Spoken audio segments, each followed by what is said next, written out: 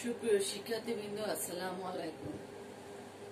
দ্বাদশ শ্রেণীর শিক্ষার্থীদেরকে আজকে অনলাইন ক্লাসে স্বাগত জানাচ্ছি। আমি মোসাম্মদ সেলিনা সুলতানা, সহযোগী অধ্যাপক, অর্থনীতি বিভাগ, ধামরাই সরকারি কলেজ, ধামরাই, ঢাকা। প্রিয় শিক্ষার্থীরা, আজকে আমার আলোচনার বিষয় শিল্পের শ্রেণী বিভাগ। 2016 শিল্পনীতি অনুযায়ী শিল্পকে 12 ভাগে ভাগ করা হয়। আজকে আমি এই শিল্পের শ্রেণীবিভাগ নিয়ে আলোচনা করব। 1 নম্বর হচ্ছে কুটির শিল্প।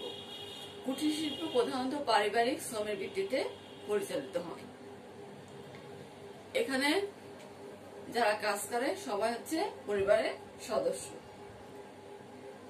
শিল্পনীতি 2016 এর আলোকে কুটির শিল্প বলতে সেই সকল প্রতিষ্ঠানকে বোঝানো হয় যেসব প্রতিষ্ঠানে জমি এবং কারখানা ভবন ব্যতি রেখে স্থায়ী সম্পদের মূল্য 10 লক্ষ টাকার নিচে এবং যেখানে সর্বোচ্চ 15 জন শ্রমিক কাজ করে। কুটির শিল্পে সাধারণত বিদ্যুৎ ব্যবহার করা হয় না, তবে বিদ্যুৎ ব্যবহার করেও যদি 15 জনের কম শ্রমিক কাজ করে সেক্ষেত্রে তাকে কুটির শিল্প বলা হবে। বাংলাদেশের ঐতিহ্যবাহী কুটির শিল্প হচ্ছে তাঁত শিল্প, বাঁশ ও বেত শিল্প, কাঠ শিল্প ইত্যাদি। 2 নম্বর হচ্ছে মাইক্রো শিল্প। কুটির শিল্প থেকে অপেক্ষাকৃত বড় হচ্ছে মাইক্রো শিল্প, এবং যেখানে মালিক ও পরিবারের সদস্য ছাড়া চুক্তিভিত্তিতে স্বল্প সংখ্যক শ্রমিককে নিযুক্ত করা হয়। এসব শ্রমিক অদক্ষ ও অর্ধদক্ষ হতে পারে। মালিক তার বাড়িতে কিংবা নির্মাণাধীন ছোটখাটো কারখানা ঘর কিংবা ভাড়া বাড়িতে এই শিল্প গড়ে তুলতে পারে। ম্যানুফ্যাকচারিং খাতে মাইক্রো শিল্প বলতে সেই সকল শিল্প প্রতিষ্ঠানকে বোঝানো হয় যে সকল প্রতিষ্ঠানে জমি এবং কারখানা ভবন ব্যতি রেখে স্থায়ী সম্পদের মূল্য প্রতিস্থাপন ব্যয় সহ 10 লক্ষ থেকে 75 লক্ষ টাকার মধ্যে, এবং যে সকল প্রতিষ্ঠানে 16 থেকে 30 জন শ্রমিক বা তার চেয়ে কম শ্রমিক কাজ করে। আর সেবা শিল্পের ক্ষেত্রে মাইক্রো শিল্প হচ্ছে যেসব প্রতিষ্ঠানে জমি এবং কারখানা ভবন ব্যতি রেখে স্থায়ী সম্পদের মূল্য প্রতিস্থাপন ব্যয় সহ 10 লক্ষ টাকার নিচে বা যেখানে সর্বোচ্চ 15 জন শ্রমিক কাজ করে। বাংলাদেশের ছোট ছোট ওয়েল্ডিং কারখানা, ধান চাল ভাঙানো কল, বাটিক কারখানা, মোটরসাইকেল মেরামতের কারখানা, মোমবাতির কারখানা ইত্যাদি হচ্ছে মাইক্রো শিল্প। 3 নম্বর হচ্ছে ক্ষুদ্র শিল্প। ম্যানুফ্যাকচারিং ক্ষেত্রে ক্ষুদ্র শিল্প বলতে সেই সকল প্রতিষ্ঠানকে বোঝাবে যেসব প্রতিষ্ঠানে জমি এবং কারখানা ভবন ব্যতি রেখে স্থায়ী সম্পদের মূল্য প্রতিস্থাপন ব্যয় সহ 75 লক্ষ থেকে 50 কোটি টাকার মধ্যে, অথবা যেসব প্রতিষ্ঠানে 31 থেকে 120 জন শ্রমিক কাজ করে। এটা হচ্ছে ম্যানুফ্যাকচারিং খাতে। আর সেবা শিল্পের ক্ষেত্রে ক্ষুদ্র শিল্প হচ্ছে যেসব প্রতিষ্ঠানে জমি এবং কারখানা ভবন ব্যতি রেখে স্থায়ী সম্পদের মূল্য প্রতিস্থাপন ব্যয় সহ 10 লক্ষ টাকা থেকে 2 কোটি টাকার মধ্যে, অথবা যেসব প্রতিষ্ঠানে 16 থেকে 50 জন শ্রমিক কাজ করে।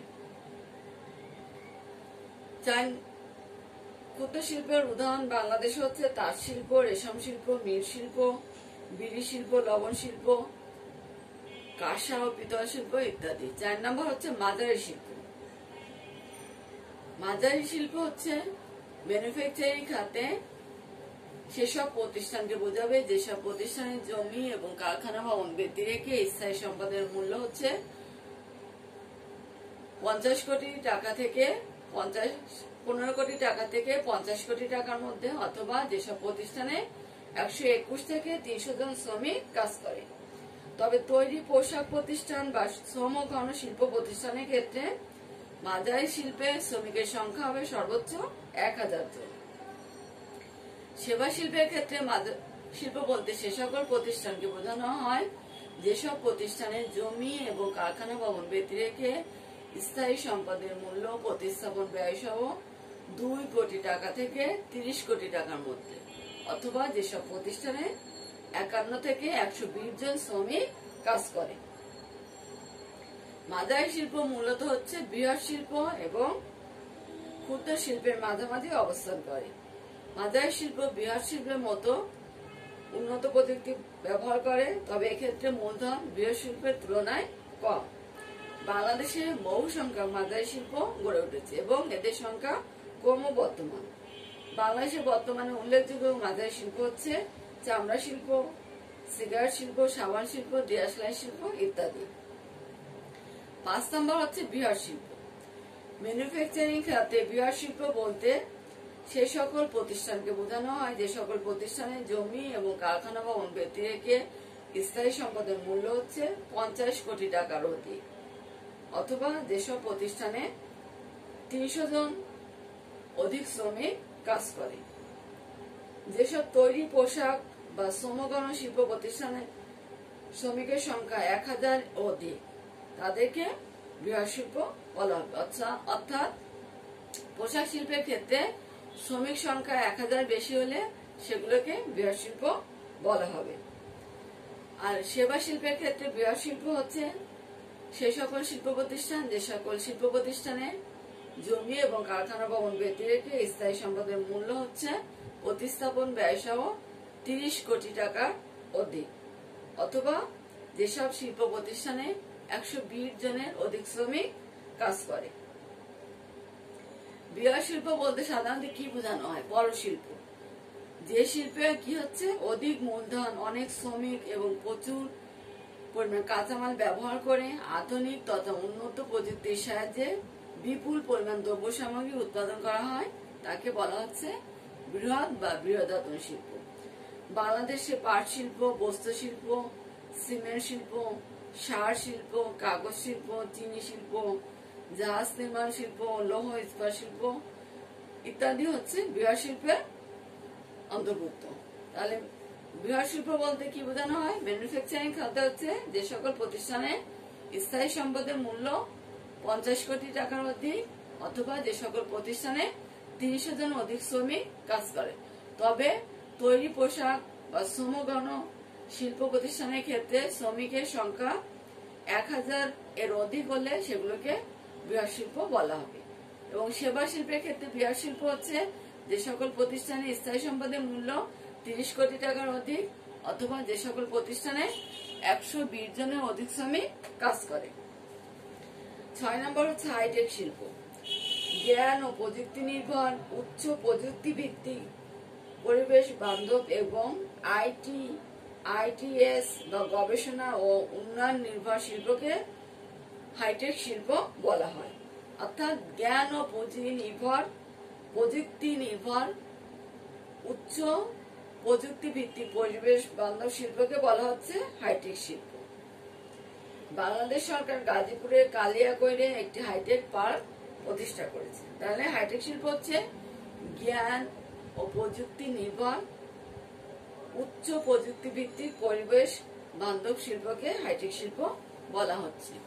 7 নম্বর হচ্ছে সংরক্ষিত শিল্প। সরকারি নির্দেশের মাধ্যমে যে সকল শিল্প জাতীয় স্বার্থে সংরক্ষিত রাখা প্রয়োজন এবং যে সকল শিল্প স্পর্শকাতর ও সংবেদনশীল হিসাবে সরকারি বিনিয়োগের জন্য সংরক্ষিত থাকে তাকে সংরক্ষিত শিল্প বলা হয়।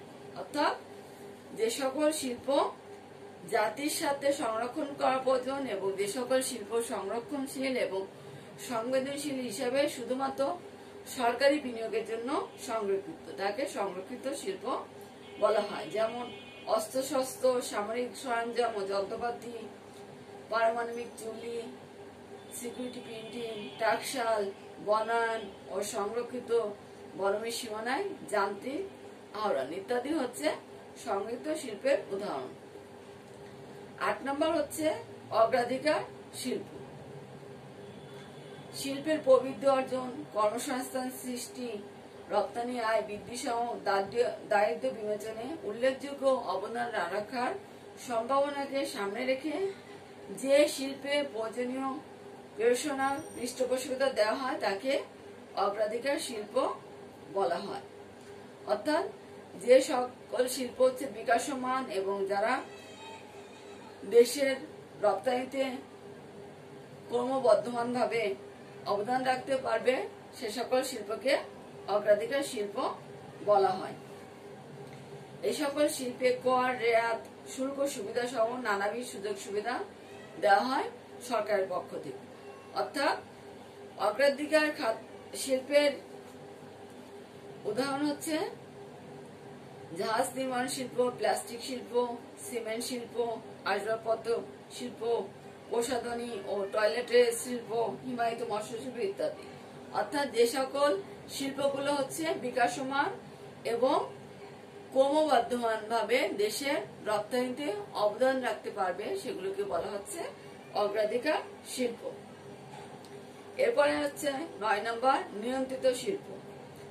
প্রাকৃতিক ও রাষ্ট্রীয় স্বার্থ এবং জাতীয় নিরাপত্তা ও সংস্কৃতি, ধর্মীয় বিধিনিষেধ ইত্যাদি কারণে কতিপয় শিল্প স্থাপন ও পরিচালনায় সরকারের সংশ্লিষ্ট মন্ত্রণালয় বা কমিশনের বা কর্তৃপক্ষের সুস্পষ্ট অনুমোদন প্রয়োজন হয় এবং এসব শিল্প পরিচালিত হয় সরকারি নজরদারি ও নিয়ন্ত্রণের মাধ্যমে। এ সকল শিল্পকে বলা হয় নিয়ন্ত্রিত শিল্প। অর্থাৎ দেশের প্রাকৃতিক খনিজ সম্পদের সর্বোচ্চ ব্যবহার নিশ্চিতকরণে জাতীয় নিরাপত্তা ও সংস্কৃতির ও অর্থনীতির ক্ষেত্রে ক্ষতিকর হবে না এমন কিছু নির্বাচিত শিল্প সরকারি অনুমতি সাপেক্ষে বেসরকারি খাতে স্থাপন করা যায়। যেমন বেসরকারি খাতে ব্যাংক ও বীমা প্রতিষ্ঠান স্থাপন, গ্যাস, তেল, কয়লা উত্তোলন, বিদ্যুৎ উৎপাদন ও সরবরাহ ইত্যাদিকে নিয়ন্ত্রিত শিল্পের অন্তর্ভুক্ত করা হয়। অর্থাৎ নিয়ন্ত্রিত শিল্প হচ্ছে দেশের প্রাকৃতিক ও খনিজ সম্পদের সর্বোচ্চ ব্যবহার নিশ্চিতকরণে জাতীয় নিরাপত্তা, সংস্কৃতি এবং অর্থনীতির জন্য ক্ষতিকর হবে না এমন কিছু নির্বাচিত শিল্প সরকারের নির্দিষ্ট মন্ত্রণালয় বা কমিশন বা কর্তৃপক্ষের অনুমতি সাপেক্ষে বেসরকারি খাতে স্থাপন করা যায়, সেগুলো হচ্ছে নিয়ন্ত্রিত শিল্প। 10 নম্বর হচ্ছে সৃজনশীল শিল্প। যে শিল্পে শৈল্পিক মনন ও উদ্ভাবনী মেধা, দক্ষতা, কলাকৌশল অথবা আধুনিক প্রযুক্তি ব্যবহারের মাধ্যমে নান্দনিক ও সৃষ্টিশীল পণ্য উৎপাদিত হয় তাকে সৃজনশীল শিল্প বলা হয়। অর্থাৎ এখানে হচ্ছে এই সকল শিল্প হচ্ছে শৈল্পিক মনন ও উদ্ভাবনী মেধা, দক্ষতা, কলাকৌশল ইত্যাদি প্রতিভার প্রকাশ পায়। যেমন অ্যাডভার্টাইজিং, স্থাপত্য, আর্ট ও অ্যান্টিক ডিজাইন, ফিল্ম ও ভিডিও, মিউজিক, পারফর্মিং আর্ট ইত্যাদি হচ্ছে সৃজনশীল শিল্পের উদাহরণ। এই শিল্প সম্পর্কে একটি সামগ্রিক ধারণা তৈরির লক্ষ্যে সমগ্র দেশে সৃজনশীল শিল্পের মানচিত্র প্রণয়ন করা হয়। এই শিল্পের উন্নয়ন ও প্রসার বৃদ্ধির ক্ষেত্রে সরকারের নীতি সমর্থন ও প্রাতিষ্ঠানিক সহায়তার পাশাপাশি ব্যক্তি খাতের সক্রিয় নেতৃত্বমূলক ভূমিকার উপর গুরুত্ব দেওয়া হয়। অর্থাৎ সৃজনশীল হচ্ছে কি, যে শিল্পে শৈল্পিক মনন ও উদ্ভাবনী মেধা, দক্ষতা, কলাকৌশল ও আধুনিক প্রযুক্তি ব্যবহারের মাধ্যমে নান্দনিক ও সৃষ্টিশীল পণ্য উৎপাদিত হয় তাকে বলা হচ্ছে সৃজনশীল শিল্প। এরপরে হচ্ছে হস্ত ও কারুশিল্প। কারুশিল্পের শৈল্পিক মনন ও শ্রমের ব্যাপক ব্যবহার বা বংশ পরম্পরায় প্রাপ্ত মেধা, দক্ষতা ও কলাকৌশলের মাধ্যমে অথবা সৃজনশীল ব্যক্তি প্রশিক্ষণ গ্রহণ করে এবং প্রয়োজনে আধুনিক প্রযুক্তি ব্যবহারের মাধ্যমে এবং সময়ের পরিবর্তনশীলতাকে সমন্বয় করে নান্দনিক ও ব্যবহারিকভাবে যে পণ্য উৎপাদিত হয় তাকে হস্ত ও কারুশিল্প বলা হয়। অর্থাৎ এটা হচ্ছে একটা বংশ পরম্পরায় প্রদত্ত মেধা, দক্ষতা, কলাকৌশলের মাধ্যমে বা কারুশিল্পের শৈল্পিক মনন ও শিল্পের ব্যাপক ব্যবহার কিংবা সৃজনশীল ব্যক্তি প্রশিক্ষণ গ্রহণ করে এবং আধুনিক প্রযুক্তি ব্যবহারের মাধ্যমে সময়ের পরিবর্তনশীলতাকে ব্যবহার করে যে নান্দনিক ও ব্যবহারিক পণ্য উৎপাদন করে তাকে হস্ত ও কারুশিল্প বলা হয়। সর্বশেষ হচ্ছে উচ্চ অগ্রাধিকার শিল্প। উচ্চ অগ্রাধিকার শিল্প হলো ওই সকল শিল্প যেখানে দ্রুত প্রবৃদ্ধির মাধ্যমে ব্যাপক কর্মসংস্থান সৃষ্টি সম্ভব এবং যে সকল এই শিল্প উল্লেখযোগ্য রপ্তানি আয় করতে পারবে। উচ্চ অগ্রাধিকার শিল্প হচ্ছে ওই সকল শিল্প যেখানে দ্রুত প্রবৃদ্ধির মাধ্যমে কর্মসংস্থান সৃষ্টি করা সম্ভব এবং যে সকল শিল্প থেকে উল্লেখযোগ্যভাবে রপ্তানি আয় অর্জিত হবে। এই সকল শিল্প দ্রুত উন্নয়নের লক্ষ্যে সরকারি সুযোগ সুবিধা প্রাপ্যতা প্রাধান্য পায়। অর্থাৎ এই সকল শিল্প উন্নয়নের লক্ষ্যে সরকার বিভিন্ন ধরনের সুযোগ সুবিধা দিয়ে থাকে। কৃষি ও খাদ্য প্রক্রিয়াজাত, কৃষি যন্ত্রপাতি প্রস্তুতকরণ, তৈরি পোশাক শিল্প, চামড়া শিল্প, ঔষধ শিল্প ইত্যাদি হচ্ছে উচ্চ অগ্রাধিকার শিল্পের অন্তর্ভুক্ত। তাহলে প্রিয় শিক্ষার্থীরা, আমরা দেখলাম শিল্পনীতি 2016 এর আলোকে শিল্পকে 12 ভাগে ভাগ করা হয়েছে, যেখানে শিল্পনীতি 2005-এ শিল্পকে ভাগ করা হয় 5 ভাগে। এই 5 ভাগ কি কি? এটা হচ্ছে কুটির শিল্প, ম্যাক্রো শিল্প, ক্ষুদ্র শিল্প, মাঝারি শিল্প, বৃহৎ শিল্প। পরবর্তীতে শিল্পনীতি 2010-এ শিল্পকে ভাগ করা হয় 9 ভাগে। সেগুলো হচ্ছে কুটির শিল্প, ম্যাক্রো শিল্প, ক্ষুদ্র শিল্প, মাঝারি শিল্প, বৃহৎ শিল্প, হাইটেক শিল্প, সংরক্ষিত শিল্প, অগ্রাধিকার শিল্প, নিয়ন্ত্রিত শিল্প। আর শিল্পনীতি 10-এ এর সাথে যোগ হয়, শিল্পনীতি 16-তে এর সাথে যোগ হয় সৃজনশীল শিল্প, হস্তকারু শিল্প, উচ্চ অগ্রাধিকার শিল্প। তাহলে প্রিয় শিক্ষার্থীরা, আজকে আমরা দেখলাম শিল্পের শ্রেণী বিভাগ।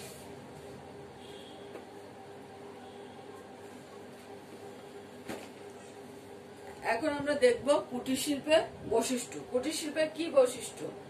কুটির শিল্পের এক নম্বর হচ্ছে এটা পারিবারিক শ্রমের ভিত্তিতে পরিচালিত হবে এবং কুটির শিল্পে কোনো প্রকার বিদ্যুৎ ব্যবহার করা হয় না। কুটির শিল্পের প্রধান প্রধান বৈশিষ্ট্য হচ্ছে সাধারণত পারিবারিক মালিকানায় গৃহের ভিতরে বা পাশের ছোট পরিসরে এই শিল্প স্থাপিত হয়। 2 নম্বর হচ্ছে সাধারণত পরিবার বা কোনো একটি গোষ্ঠীর দ্বারা এই শিল্পের শ্রমিক ও পুঁজি সরবরাহ করা হয়। 3 নম্বর হচ্ছে এই শিল্পের বিনিয়োগকৃত পুঁজির পরিমাণ কম হয়। 4, এই শিল্পের ব্যবস্থাপনা কৃষি ব্যবস্থাপনার কাছাকাছি। 5, এই শিল্পে হালকা ও সাধারণ যন্ত্রপাতি এবং দেশজ কাঁচামাল ব্যবহৃত হয়। 6, কুটির শিল্পে কর্মসংস্থানের সুযোগ সীমিত। 7, অধিকাংশ ক্ষেত্রে কুটির শিল্পের কারখানা গ্রামীণ ও শহরের বিচ্ছিন্ন এলাকায় স্থাপিত হয়। 8 নম্বর হচ্ছে এই শিল্পের জমি ও কারখানা ভবন ছাড়া স্থায়ী সম্পদের মূল্য প্রতিস্থাপন ব্যয় সহ 10 লক্ষ টাকার কম হয় এবং পারিবারিক সদস্যের ভিত্তিতে সর্বাধিক 15 জন শ্রমিক নিয়ে কাজ করা হয়। তাহলে কুটির শিল্পের বৈশিষ্ট্য হচ্ছে যে এটা সর্বোচ্চ 15 জন শ্রমিক নিয়ে কাজ করবে এবং এর সম্পদের মূল্য হবে 10 লক্ষ টাকার নিচে এবং এখানে শ্রমিক যারা কাজ করবে তারা সবাই হবে পরিবারের সদস্য। আর এই শিল্পের পুঁজির পরিমাণ খুবই কম। কুটির শিল্পে কর্মসংস্থান সুযোগও কম। তাহলে প্রিয় শিক্ষার্থীরা, আজকে আমরা দেখলাম শিল্পের শ্রেণী বিভাগ এবং বিভিন্ন ভাবে আমরা শিল্পকে আজকে সংজ্ঞায়িত করেছি 2 ভাবে। এক হচ্ছে সম্পদের মূল্যের ভিত্তিতে, আর একটা হচ্ছে শ্রমিকের সংখ্যার ভিত্তিতে। এই দুটোর ভিত্তিতে শিল্পনীতি 2016-তে শিল্পকে ভাগ করা হয়েছিল 12 ভাগে। আরো দেখলাম আমরা কুটির শিল্পের বৈশিষ্ট্য। প্রিয় শিক্ষার্থীরা, আজকে এ পর্যন্তই। আল্লাহ হাফেজ।